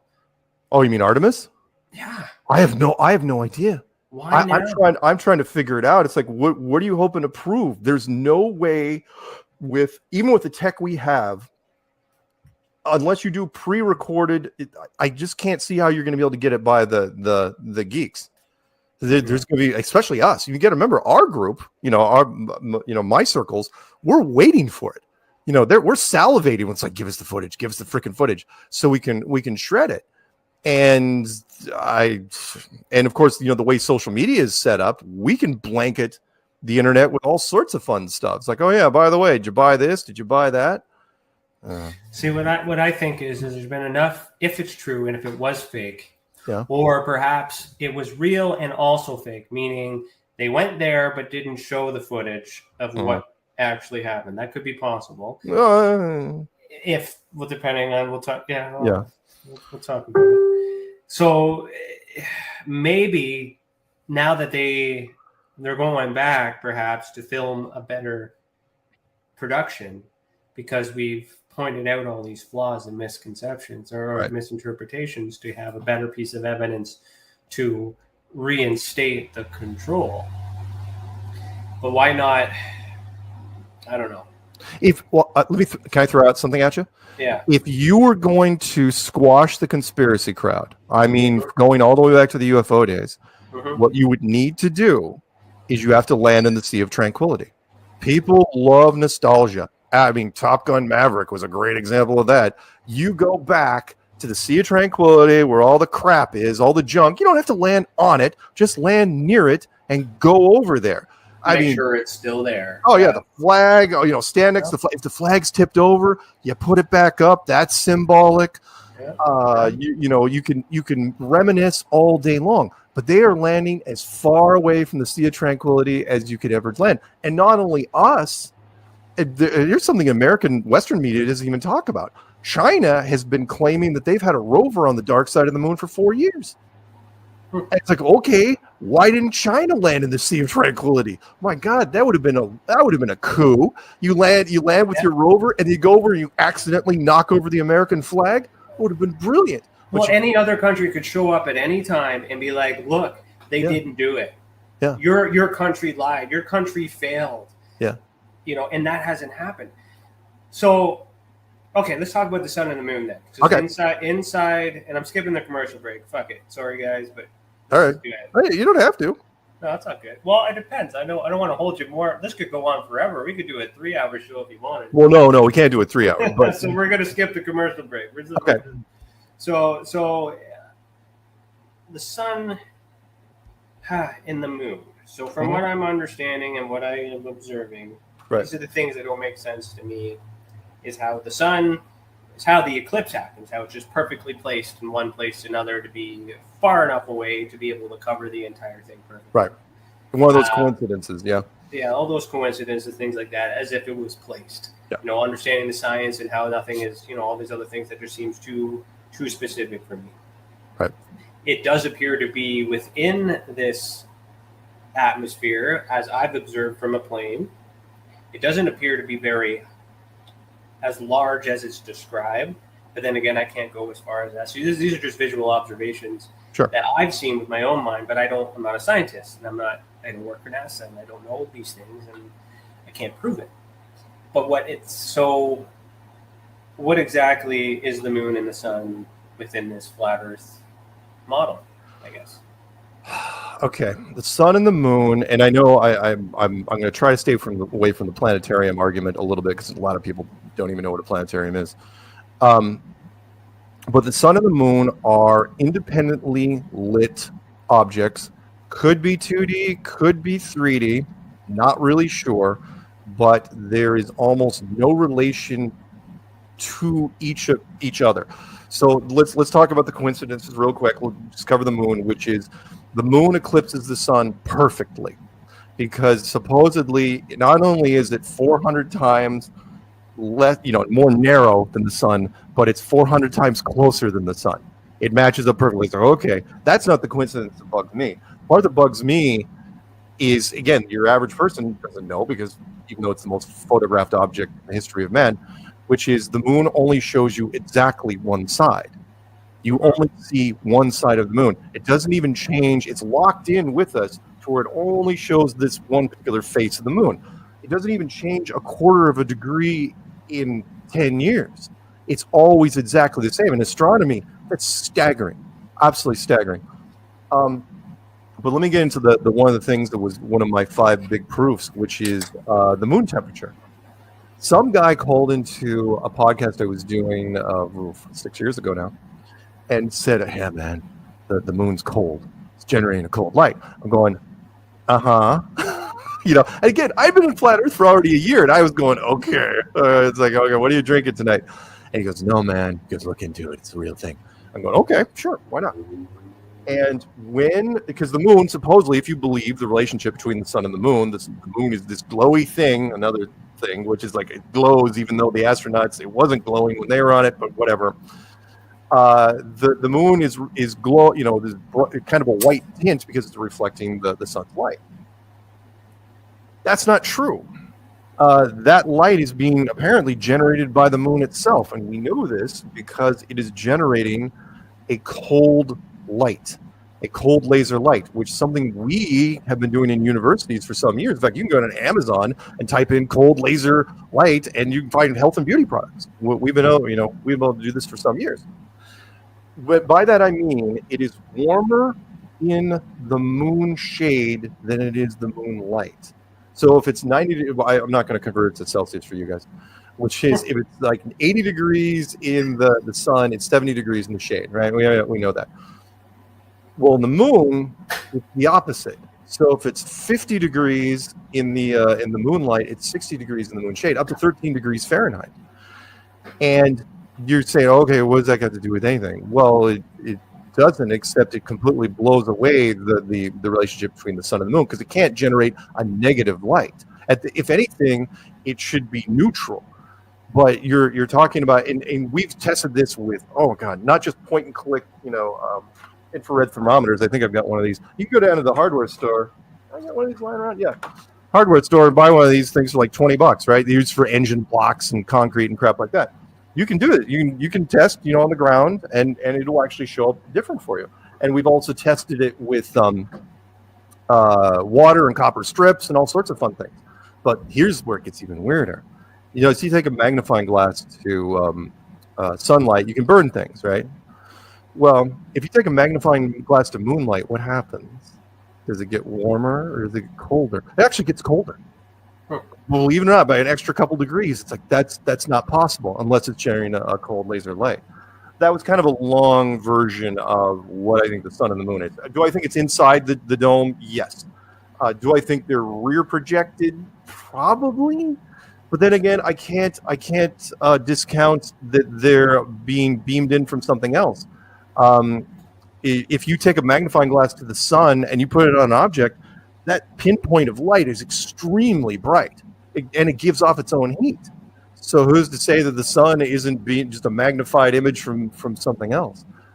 There was, I think it's Eric Dollard. Look up his stuff. A brilliant guy, really quirky guy. Did interviews from like his car, where he was saying that the sun is just a transformer. There's no fusion happening at all. It's actually getting its energy from something else. He doesn't know what, but he wasn't into flat Earth, and I thought that was interesting. It's like, yeah, I bet you, because I always said that the sun is just an incandescent light bulb, and the moon is just an LED bulb.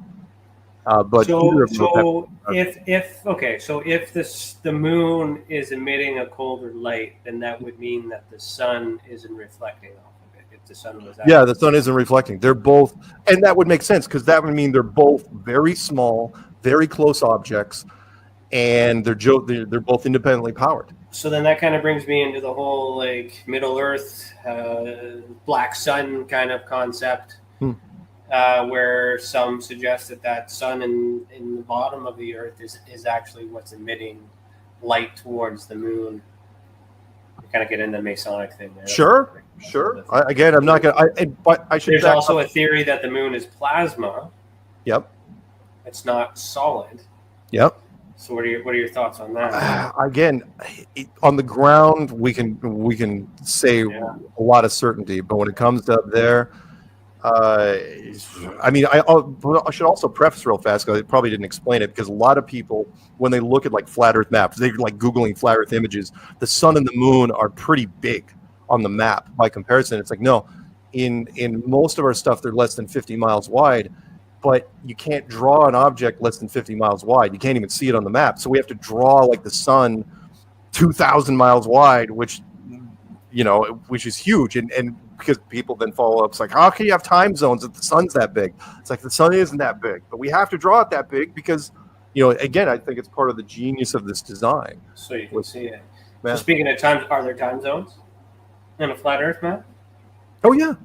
But the time zones only work if the light source is very, very small, like 50 miles wide. I mean, if the map is really, really huge, and hell, I've got a little object sitting over there. I mean, and even that. The lights are on it are probably a couple hundred miles wide, and you can see the light shines there and it's dark on the other side. Oh, you could also look this up on the app that we built on this. There's real time called the Flat Earth Sun, Moon, and Zodiac Clock app, which shows you in real time where the sun is and why there's light and dark areas. But the key is that the objects are very, very small. Very, very small. Yeah, so that app is interesting. I've played with a couple of those apps where I've looked at my watch, I've looked at the real things, looked at the time, and I kind of see, it's accurate. But I mean, I don't know how the map, it's probably the same math, but the movement is different. Yeah. But yet, where it says the moon and the sun is going to be, I've seen it in those areas. So it is accurate, using a different perspective. Let's get into the sun and real quick, because people say, well, the sun sets and the moon sets. Forget about the moon. The sun setting. Well, obviously, we've all been to the beach and watched the sunset. It's like, no, the sun's just going away. And by that, I mean, you can zoom in on the sun if you've got a special filter on your camera, and you can make it pop back up until eventually, and this is the part, again, the genius of the design of this place. The only reason... In fact, the only reason the sun fades away at all in the distance is the thickness of the atmosphere. Meaning, we've all seen the underwater things. Like, you can only see a whale from like a couple hundred yards away because the water's too thick. The atmosphere we're breathing in here is not nothing. You're living basically in a transparent fog, which is only 99% transparent. Meaning, we're living in 80% nitrogen and 20% oxygen. Forget about the trace gases for now. That compounds over time, because one of the other questions people throw at me, they're not dumb questions. Like, why can't you see Japan from California, and why can't you see Europe from New York, and why can't you see Mount Everest from everywhere? I go, because the thickness of the atmosphere makes every object disappear, including the sun. The sun can only go a few hundred miles off into the distance before the atmosphere is so thick it can't penetrate. And you think, oh no, that's a stretch. I go, really? Because any scuba diver will tell you, you get down to 200 feet underwater, middle of the summer, sun at high noon, you will not see the sun. It cannot penetrate. The sun only, light can only go so far. Now, with the flat Earth movement being global, or round. Well, how would you say that? I can't say global. How do I say that? How do I say that? Flat in everywhere or being worldwide. Everywhere. Worldwide. To be politically correct. So with the flat Earth, that's right. movement being everywhere. Yeah. Has it been tested where someone on one side has seen it leave and then seen it, and on somewhere on the other side was able to verify that it was continuing its travel? The sun? Yeah. Oh yeah. There's a wonderful playlist I've got. I think it's mostly David Weiss's stuff, because our perspective is based on what we can see, and we're trapped, and we're confined in our own places and our resources and whatnot too. Oh no, we've been the sun. We've been answering sun questions for a long time. In fact, I will paste it in the chat for you just so you can. No worries. Just so you can take a look. But it's he's got a special playlist just for that. And no, we look at the sun in just about every aspect. In fact, the sun has been used to our advantage in a couple places, because you can't do we'll do laser tests over water at night, but you can't do lasers during the day, right? Because the sun's out. But you can use a mirror on the other side and reflect the sun's light and use that as a poor man's laser. It's way brighter than any laser.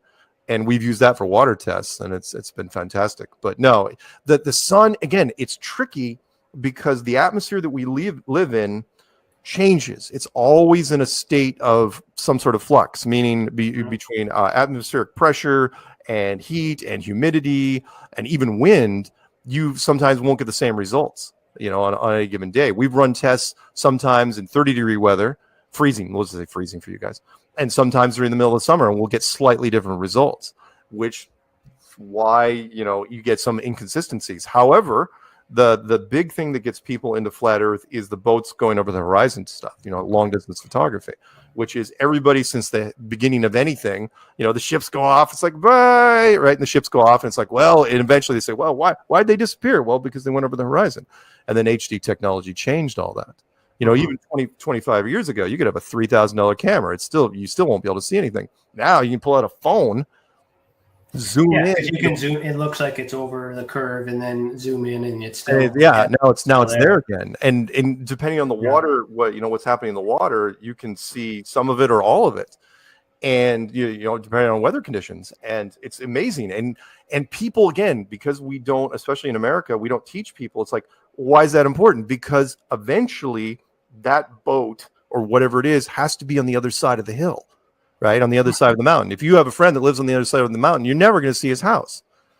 Well, why can we see this boat that's over 1,000 feet, on the other side of the curvature? And people come, oh, it's refraction or this or that. And it's like, no, we got some wonderful videos to blow that out of the water.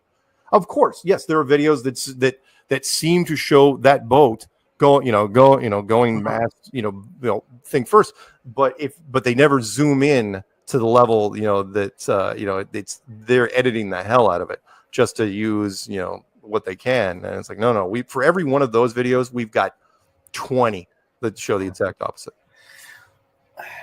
So is the curvature a thing? No. At all? No, I don't. I believed in the curvature. There was a map out there called the Orlando Ferguson map that I subscribed to right off the bat in 2015, which I don't know why he drew it like that. It was a cool map, but it looks like a roulette table, right? Yeah. And people within the first 2 weeks called me up and said, yeah, you can't use that map anymore. And it's like, why? It's like, well, because it's perfectly flat. Every shot that I didn't tell people to do it, but everybody ran down to the beach and started doing long distance photography. Yeah. And then the other guy, what sold me though, is somebody called up and he goes, yeah, man, you can't use the roulette table. And I go, why not? They go, because all the numbers of a roulette table add up to 666. I'm going, is that true? It is. Is it? Wow. That's true. It's like, wow, who'd have known? Huh. So no, there's no curvature. Of course, there's valleys and there's hills and stuff, but at the end, both edges of the map line up. Like states down here, like Kansas. University students said, oh yeah, Kansas is absolutely tabletop flat. There's no curvature to it, meaning the elevation did not change on either side. And so, and when you ask scientists, it's like, well, doesn't that kind of show you something? It's like, no, it's a flat part on a globe.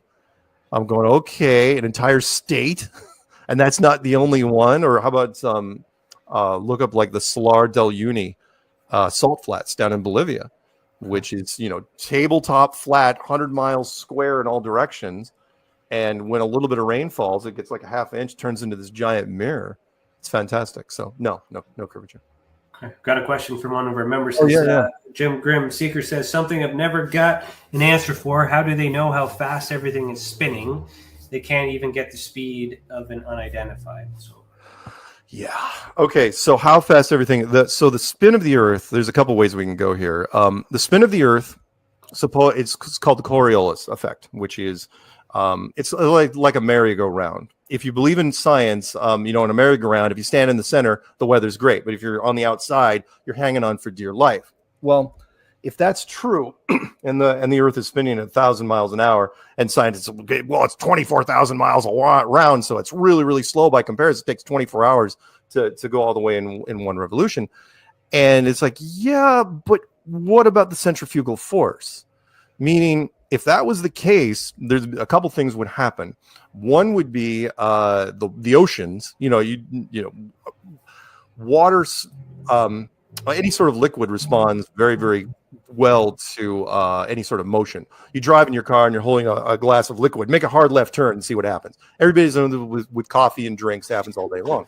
I carried a bowl of soup the other day and I spilt it and I was like, I forgot when you tip the bowl, the soup. Oh yeah. If that's the case, then why haven't the oceans adjusted to that equator? Meaning there shouldn't be any land on the equator at all. It should be this big bulge of water. It should be a big spare tire of water around the outside. And it's not like Saturn's rings, right? Saturn's rings, a big bunch of rocks supposedly around the outside. Well, if the Earth, went to the same sort of lines, there should be water because we're the only ones with water. And it's not. So, and by the way, to the speed, every military guy I've ever talked to, I don't care what the snipers, that shoot, I shoot up to a mile, right? Every cannon, tank, missile, torpedo guy, every military guy I've ever talked to, they all say the exact same thing, which is like, oh yeah, we know about the curvature of the Earth and we've heard about the spinning of the Earth. We never work it into firing solutions, ever. In fact, the tank guy was really adamant about it. He goes, do you know how hard it would be to shoot in that sort of environment? Because not only would you have to take into account, the curvature, right?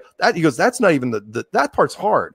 But the spin, you'd have to look on the map and see where you were on the map and then adjust. Because remember, supposedly it's spinning at 1,000 miles of the equator, but in Canada, it's only spinning like 300 to 400 miles an hour, right? Mm-hmm. So you'd have to adjust it based on that. And so anyway, they all said the same thing, which is like, oh yeah, we know about it. We never use it, ever. And we're shooting, everything from 10, tanks were shooting at 10 miles, howitzers were 30, missiles were longer. And even the sub guys said the same thing. It's like, look, torpedoes are no different. We're shooting underwater, but supposedly there's a curvature of the Earth. If we didn't take into account the curvature, all the torpedoes would surface. They'd start jumping out of the water. And planes too don't go. Oh god. Oh yeah, a plane. Okay, yeah. Planes are just slow-moving projectiles, right? Depending on which you are. Let's not even get into the fighter planes, which is a whole other thing. Like the SR-71. How does that even work?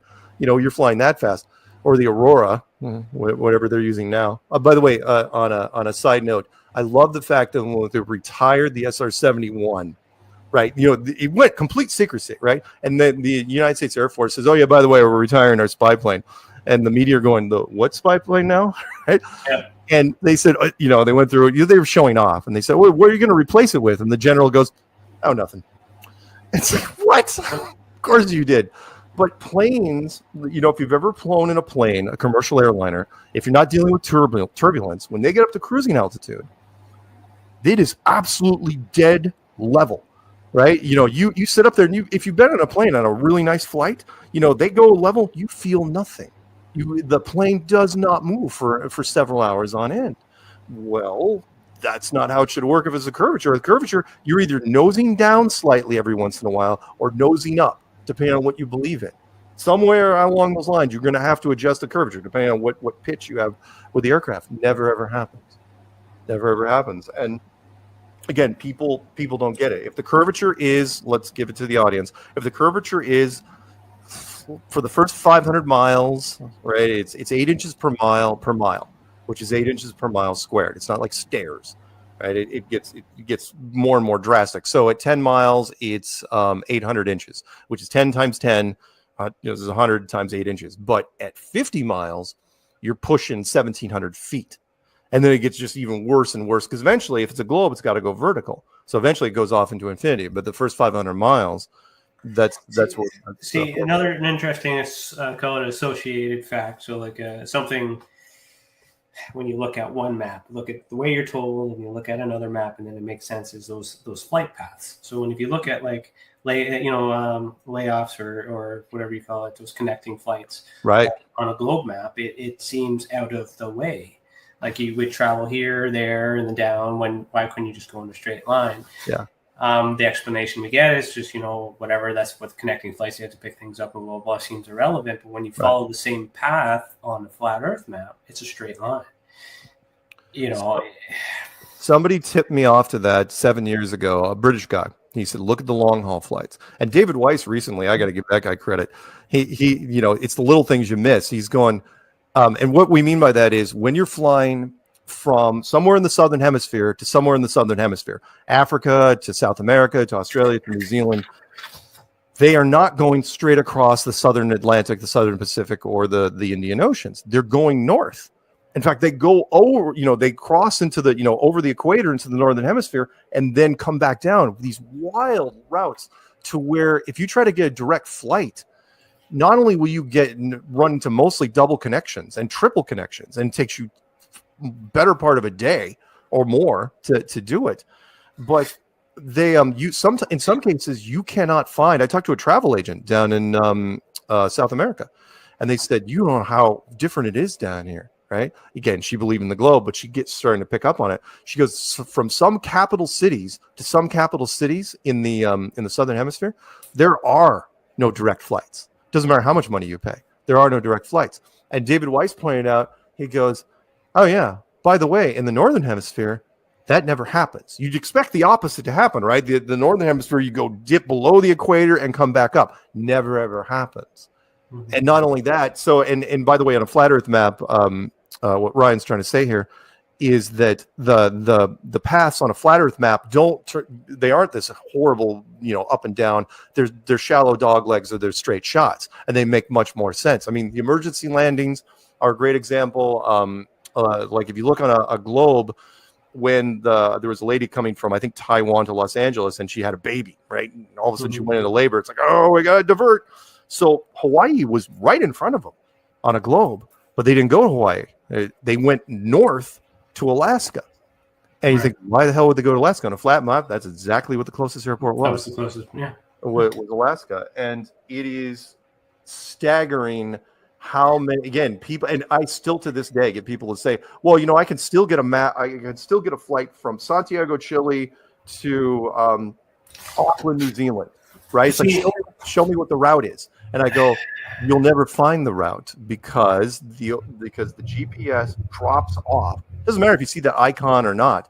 The latitude and longitude disappear when you are about 150 to 200 miles away from any ground-based tower. Mm-hmm. And it goes into approximate mode. And it's not just the Southern Hemisphere. It's also the Northern Hemisphere, like from, I found out later, was like if you go like from Los Angeles to Hawaii, there's no islands between Los Angeles and Hawaii. Otherwise, it'd be tourist islands. And when they get off about 200 miles offshore of California, blink, latitude and longitude goes into approximated or estimated mode. And what that means for your listeners is that means they know approximately where the plane is. They don't know exactly where the plane is. They're just saying, if it keeps heading that way at that speed, eventually it's going to run, get back in the range. It is GPS, the United States Department of Defense system is just a new wrapper for the old Department of Defense system, which was called LORAN, which was a ground-based radar system. They've siphoned a whole bunch of money, told people there's 32 satellites up there, and yet there's these massive dead zones that when a plane goes missing, like Malaysia, drops off in the Indian Ocean, people are like, don't know where it went. It's like, what are you talking about? It was a flagship. It was a 777. There's no way you could lose that plane. Oh, yeah, there's dead zones out there. So, sorry, I ramble. No, it's okay. It's all good. Okay, so we're covering a lot of freaking ground here too, and this is where it's like where it gets complex, because it's not just the Earth being flat. That's just one thing. It's all these other things, and whether the shape of the Earth doesn't matter. There are still things we question, and when we question it and we use other logic, and of course like there's some comments as well in the chat, and the only reason why we're not mentioning it is because you're not a member and those are the rules. But there are we give priority to those who are members, but I am reading the comments and in defense, and it's still theory. So there are things that we can measure. There is mathematics. Math doesn't change. The math doesn't lie as long as you're using the right map or the right tools to calculate things. So not only coming back to the flat math and map and the globe map. Right. What I've done to kind of fact check is the time. So the time the flight would take. Right. You can do some math when you draw the lines out and calculate the distance and do this other stuff, even though it's in a pattern. But if you do a straight line as well, the math of that determines the time and the distance is the same or very similar.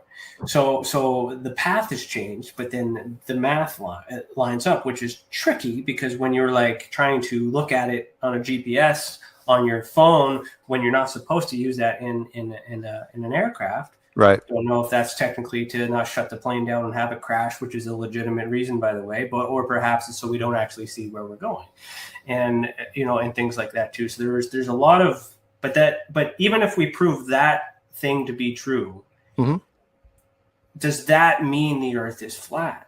Or does that just mean that this is odd and this is strange? The moon is a different temperature. Does that mean the Earth is flat?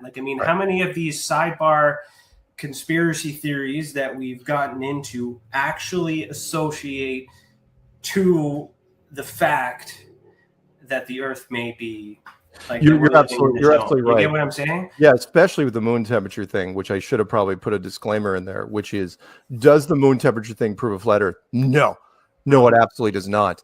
What I try to tell people is, again, why the community it does as well as they do, because it opens up your mind to the possibility. At the very least, the world is not what you think it is. Not even close. And there are secrets within deceptions. There are so many layers of what is going on here that it's hard to even organize them, which I think is deliberate. Human beings love a mystery, and I think this where we are is kind of a learning. And we're separated, and there's so factions. Oh, good Lord. Many different opinions, many different cultures, many different languages. Yeah. There's no way that we all could decide on the same fact if we're separated. Right. So Project Babel, or not Project Babel, that's what we do. The Tower Babel. Concept of separating anybody. Which was a good idea because it was too good. The initial civilization was too unified, which was, great idea on paper. And then all of a sudden they're like, oh yeah, we know exactly where we are. Everybody's on the same page. Okay, we're building a bridge to the roof now. Yeah, why not? And then they're like, oh, they're too smart. Get rid of it. Separate so that doesn't happen again. Which means there's a cause. There's a reason we're here, and to do all that. Yeah. Cece asks, as a member, says, what is a meteorite? That's a good question. Where do they come from if we're in a firmament? There you go. That one's it's not tricky, but it's mostly mechanical. Meaning, if you want, first off, a lot of meteorites and comets, are just lights in the sky. But the ones that do come down, I believe, are just part of the automated system. Meaning, how hard would it be if you had the engineering ability to build this place? I don't know, chunk of metal ore, railgun technology, fire at a shallow angle. Try not to aim at any cities, which, by the way, randomly should have happened by now. Should have at least hit cities or satellites. That's a big one, by the way, the movie Gravity. But let me get back to the meteorite thing. 6 billion smartphones. Find me some good footage of a meteorite hitting something. I don't care if it's water, trees, a lake. Oh yeah, there's videos like, here, spark, sputter, sputter, sputter, and then you might see a flash in the distance. No one sees anything up close. Yeah, and I don't want to get into like the Tunguska blast or anything like that, but but 6 billion smartphones, it should have happened by now, right? The other thing would be if you were firing at a shallow angle. There was a thing in Russia a few years ago. You probably remember this, where something got close to a city, and a meteorite, and it detonated. I don't know, a couple thousand feet up or something like. Some of the other footage around that was the UFO intercepted it, and that would also, I think that as much as I like to say it's a perfect system, I don't think it's completely perfect. There's always little things. Do you remember the line from the movie Contact, where she meets the alien, and it was one of the most honest moments in sci-fi, where she goes, did you build this transport system? And he goes, we didn't build it. We don't know who did. It was here when we got here. We're just kind of maintaining it. It could be that. But anyway, sorry. To the meteorites. Follow up to that, because CC was probably interested in, is like, what about the craters that are already there? Like the big one in, I think, Arizona that was used for the movie Starman. That would be just, terraforming you do between civilizations. Make a nice little crater here, something in the Gulf of Mexico over there. And again, reinforces the meteorite concept, but you don't actually have to drop anything on anybody, which is nice. Oh, sorry, one more thing, which was meteorites in space. So the movie Gravity with Sandra Bullock and George Clooney, he died right off the bat, but it doesn't really matter. The whole concept is that a meteorite hit a satellite, right, and then spun off into a direction, and cascade effect, it hit all these other satellites, and then the whole sky turned into a wall of jagged metal and wiped out the space shuttle, right? Well, how has that not happened already? Because you remember, you can't retask satellites once they've been hit by anything, right? If you believe in the satellite system, which is once a satellite gets hit, statistics say that eventually spinning off into this direction at this altitude, it's gonna run into another satellite. And we have meteor showers, not just meteor showers all the time, and yet no one ever talks about moving satellites out of the way. Like doesn't never ever happens. And it's like, okay, it should have happened by now. Brilliant, by the way, cinematography in Gravity, but the concept kind of leaves a big hole in meteorites in general. There you go. So let's talk about Gravity then. So okay. Yeah, does, like, I mean, I know it's common flat Earth statement is that gravity doesn't exist and it's a hoax. But I mean, like, if I drop my pen and it lands, that would be the argument to say gravity exists, unless that's not gravity. I don't think it doesn't exist. I disagree with a lot of flat earthers. Mainstream science says that, if Neil Tyson, great quote, which is, we don't know what gravity is. We can only tell you what the symptoms of gravity are, because we can't replicate it. He goes, gravity is this magical molecular force that pulls things down to the center of the earth. Right. We say, at least I say, that gravity is a magical molecular force that pulls things down just straight down. Right? It's not really that much difference. The problem that they have is that they use gravity to explain a lot of things. And the big one that I have yet to find a scientist to come back is the atmosphere. So if you have a second floor in your building, again, you can look up all sorts of things in a vacuum chamber on YouTube. You'll find them all day long. It is not like it is in the movies. A vacuum means there's nothing there. And because nothing is invisible to us, right? We're talking, right? But what we're talking in is full of stuff, nitrogen and oxygen, all sorts of crap. But if you were in a vacuum chamber right now, it would look identical, almost identical visually. So if there's a vacuum chamber above you, it's instant. What happens? You pull the valve. You have a valve above you, and you pull. The air rushes up. It's not like the movies. It is not slow. I'm sorry, because I love the movie Aliens, but the end of it is completely ruined for me. Where she has space behind her, and she's climbing a ladder and fighting that. Right? No, she's dead in a fraction of a second. That's how fast it is. Any submarine guy will tell you. Anyone that does deep sea stuff will tell you it's absolutely instant. So you pull the valve above you, and the air rushes upstairs, right? It's instant. Mm-hmm. Well, when you walk outside, why are you still breathing? Why is our atmosphere still here? Your only response, the only thing you can say is gravity.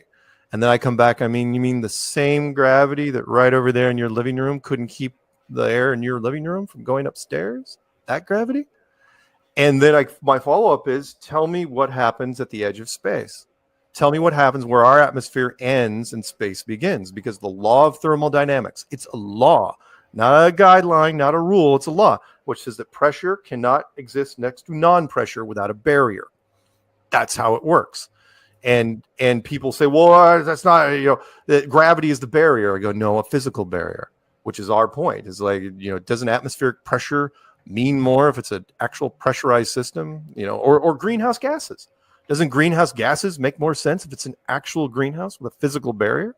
Now, what that barrier is made out of, dealer's choice. Mm-hmm. But so no, gravity's real. Now, does buoyancy play into it? Sure, of course. Yeah, see, all these things are real, but there's parts of it that aren't real that get speculated on, and then you got to remove all the fluff. Like, I mean, so that's what I'm appreciating about all this is I'm going to have to, decompartmentalize everything and reassociate things, but sure, a little bit of everything would connect to give like the full idea and the full picture. So what we have evidence of is government in control of what we say, what we do, what we, all these things in general. We don't have access to fact check anything outside of this other than the people that work for an organization that is notorious for and has been caught many times for fabricating results regardless of what that is.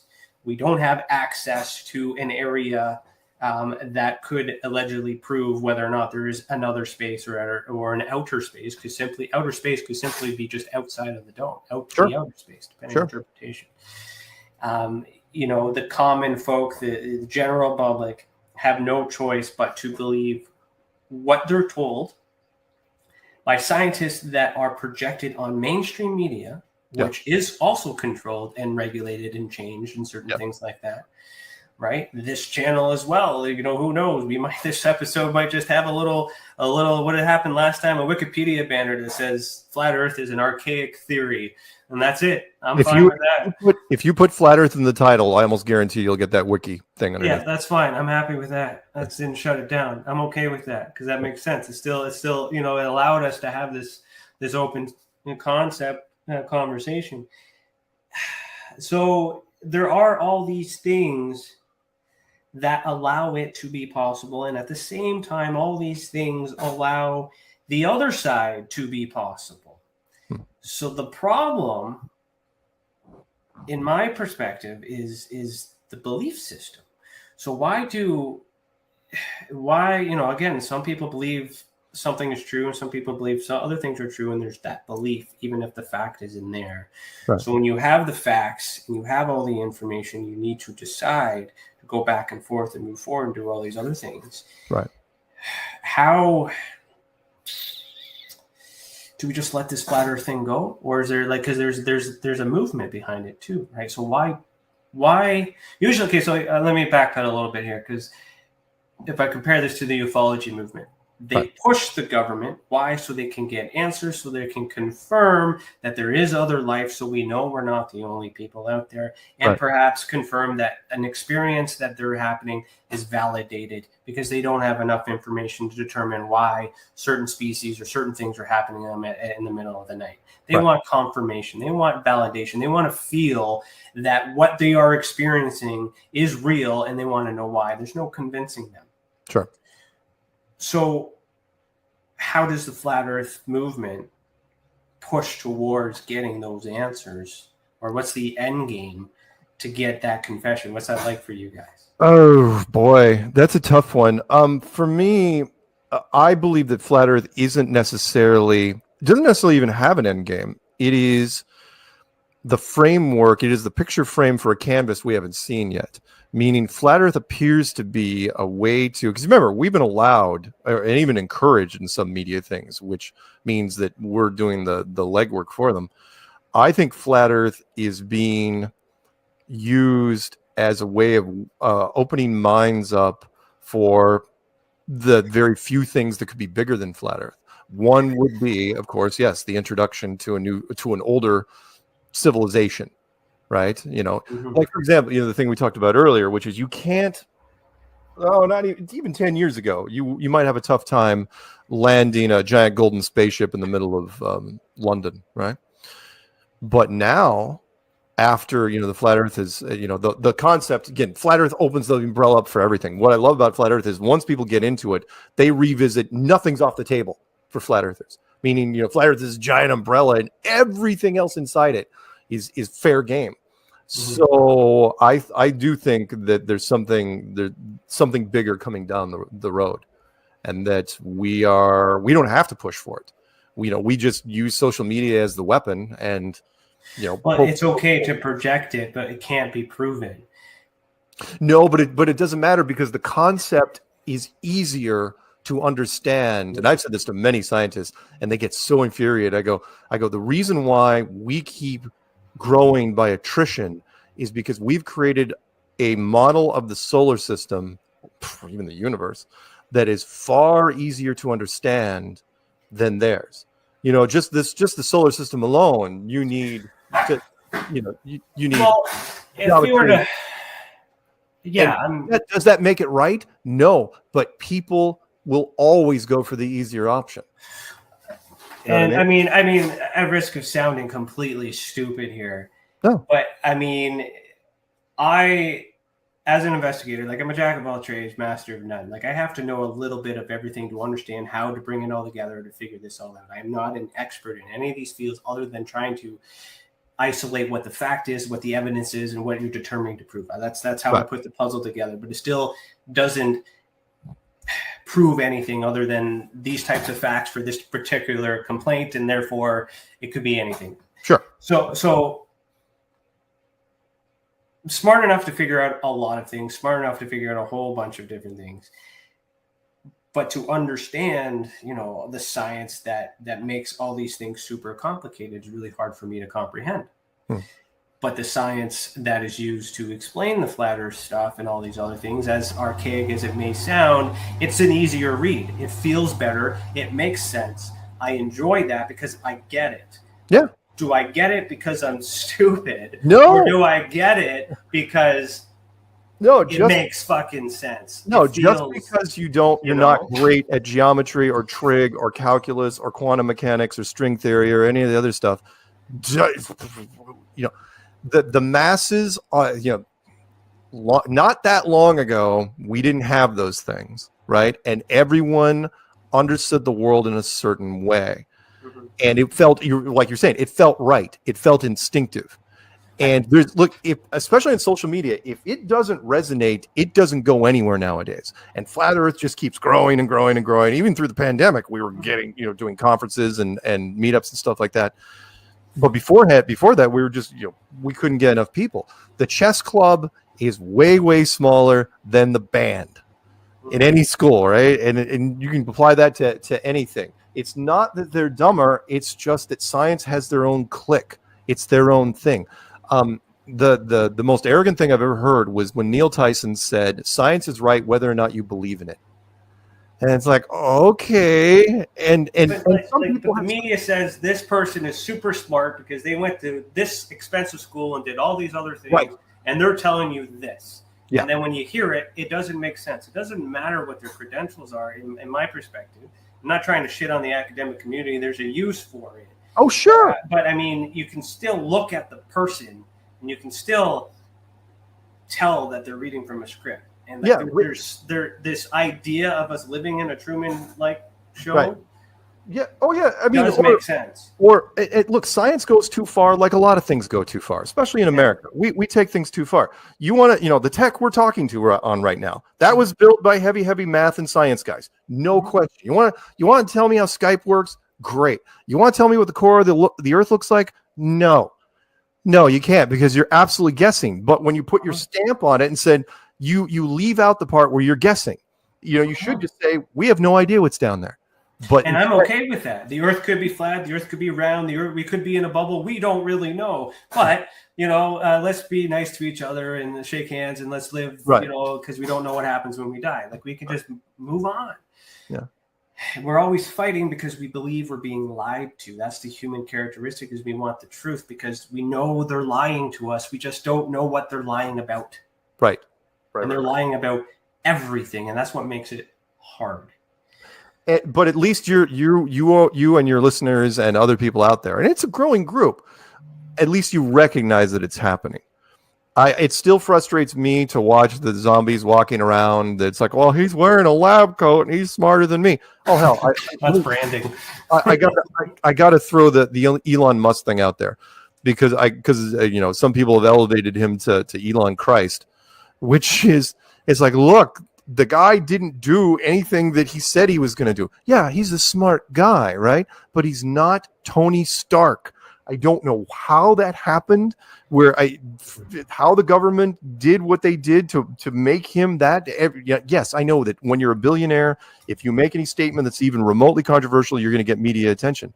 But the fact that people don't get, like SpaceX, for example, it runs off government platforms. He fires out of Kennedy.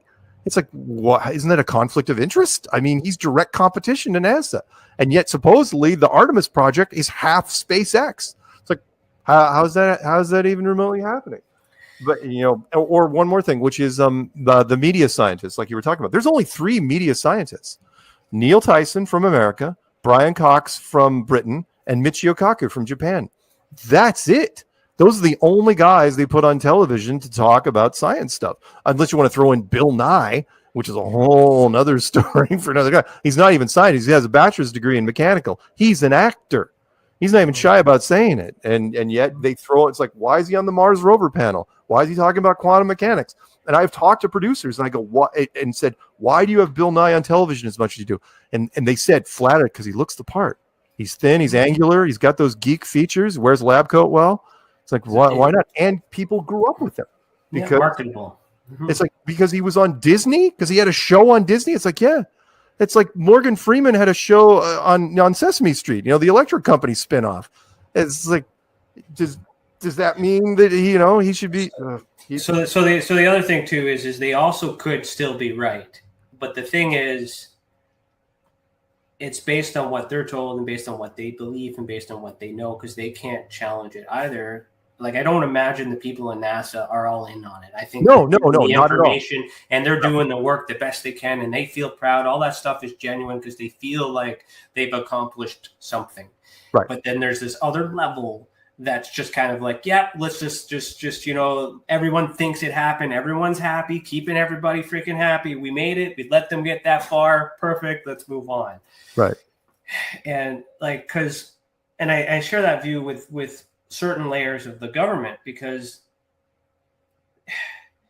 I don't think certain layers within the government actually have the answers, because they might be so far out of the loop as well, but they have to know enough to be able to do the job based on what they understand to do what they think is needed to make the world go around. So there's got to be a sub layer. So we're at the 2-hour mark. We didn't want to do a 3-hour show, but we normally do a half-hour after chat. If you want, we could skip the after chat and go and just do another little bit if you want. Yeah. Let's do a little bit, because eventually I have to go to a dinner thing. So yeah. So when do you want to cap it? When do you want to cap it? Another 15 minutes. Okay, let's do that. We'll cap it. We'll do the after chat in 15 minutes.